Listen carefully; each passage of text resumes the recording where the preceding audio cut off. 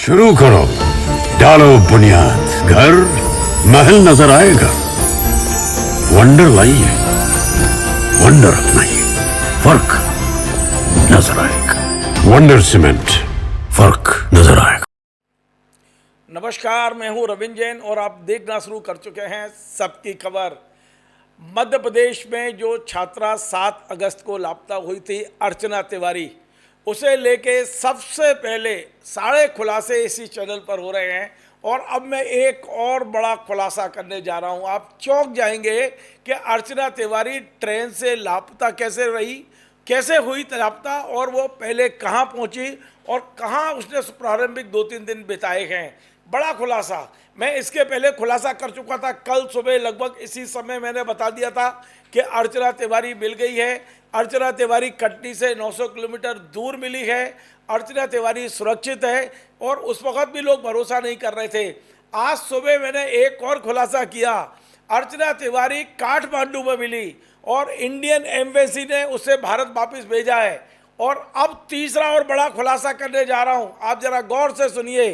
अर्चना तिवारी जो लापता हुई है वो इटारसी आउटर से लापता हुई थी। इटारसी आउटर पे ये गाड़ी रुकी थी। इटारसी आउटर से ये लड़की जो है सारांश जैन के साथ वहाँ से गायब हुई है और वहाँ से चलकर इटारसी आउटर से ट्रेन छोड़कर ये सीधी पहुँची है सुजालपुर। जी हाँ, शाहजहाँपुर के सुजालपुर। और प्रथम 2 या 3 दिन ये सुजालपुर में रही है। उसके बाद ये घूमते घामते नेपाल तक पहुँचे हैं।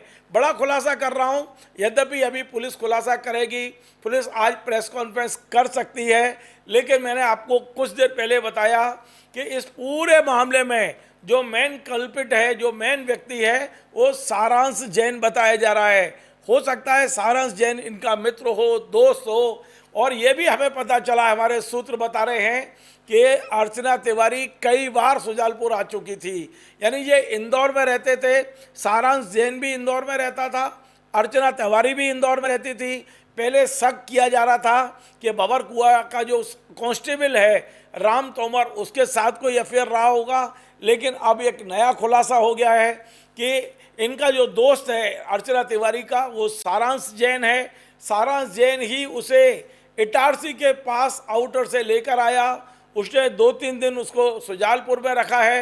यद्यपि मैं आपको पुनः बता दूं कि कल सुबह तड़के करीब 2-2:30-3 बजे के आसपास अर्चना ने काठमांडू से अपने परिजनों से संपर्क किया था और उसने प्रारंभिक बात यही बताई थी कि उसका अपहरण किया गया है, उसे जबरन काठमांडू ले जाया गया है। हमने कल अर्चना की सुरक्षा के कारण से बहुत सारे खुलासे नहीं किए थे। हमें पता था कि वो काठमांडू में, हमने नहीं बताया क्योंकि हम चाहते थे लड़की की सुरक्षा ज़रूरी है। और हमने केवल इतना बोला था कि कटनी से 900 किलोमीटर दूर मिली है। तो आप अंदाज़ लगा लीजिए, गूगल से सर्च कर लीजिए, आपको कटनी से 900 किलोमीटर दूर काठमांडू है।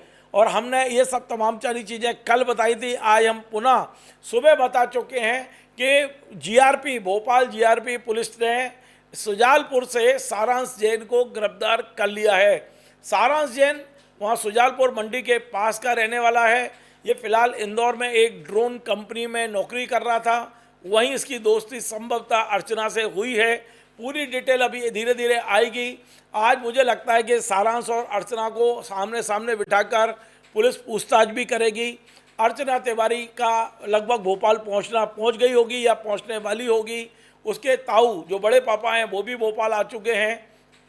तो सबसे बड़ा खुलासा कि अर्चना तिवारी 7 तारीख की रात को निकली है, शाम को निकली है वो इंदौर से, लेट नाइट भोपाल रानी कमलापति और यहाँ से इटारसी तक गई है। इटारसी के आउटर पे वो उतर गई है ट्रेन से। वहाँ से उसे यही सारांश जैन लेकर सुजालपुर आया है।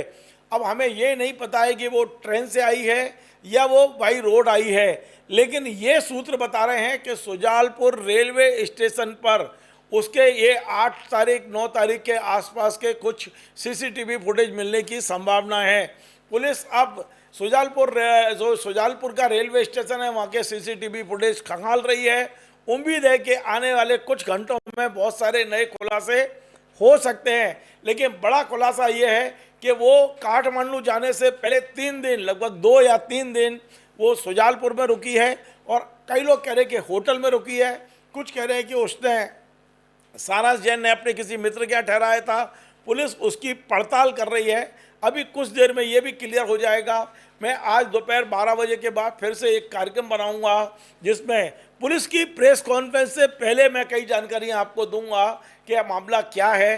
अभी तक हमारी बाध्यता थी, हम अर्चना तिवारी की सुरक्षा को लेकर बहुत सारे खुलासे नहीं कर रहे थे, लेकिन अब अर्चना सुरक्षित भारत आ चुकी है। भारत के बाद वो भोपाल पहुंचने वाली है या पहुंच गई होगी। अब हम बताएंगे आपको कि अर्चना तिवारी आखिर वहाँ तक कैसे पहुंची। हमारी पैरेलल टीम काम कर रही है, जैसे जैसे सूचनाएं हमको मिल रही हैं हम आपके साथ शेयर कर रहे हैं।